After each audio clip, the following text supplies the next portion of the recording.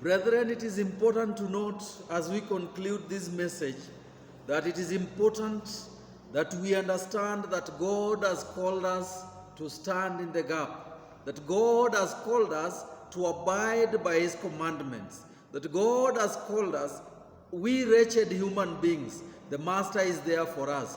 If this Son of God was able to save this woman, Mary Magdalene, who had sinned and even adopted the name of the city because of her sinful nature, but was rescued amidst the crowd that was baying for her blood, this Master is a living God. And this Master is a forgiving God. And this Master is a Master who wants us to come through. Please remember, do not wash your hands. Do not play by the traditions. Do not override the laws of God by the traditions. And I would want to pray with you today that may God give us the strength that we can be able to stand tall, that from the words of Isaiah, that we should be people who draw near with our hearts and not our mouths, people who will honor God with our hearts and our beings and not our lips, and people who will always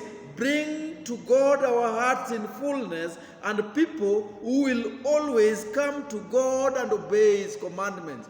It is my prayer with you today that whatever situation you are going through, even during this pandemic, those who have been affected by coronavirus, I want to tell you, all these are biblical. They were written. We are in the end times. Diseases without cure will always come. We have seen a lot happening. And I want to tell you, fear should not overcome you. Do not wash your hands.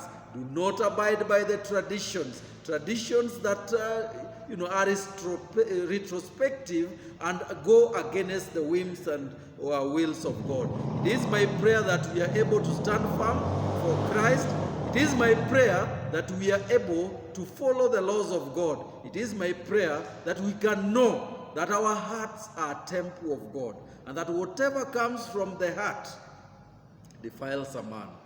And it is important to know that our God remains merciful, that even under the circumstances, whether you are unwell, whether you're sick, whether you're funeral, whether you are traveling, whether you're going through financial crisis, our Redeemer lives, because do not wash your hands. And if you don't wash your hands, because it is not out of the tradition, our living Master will always come through for you.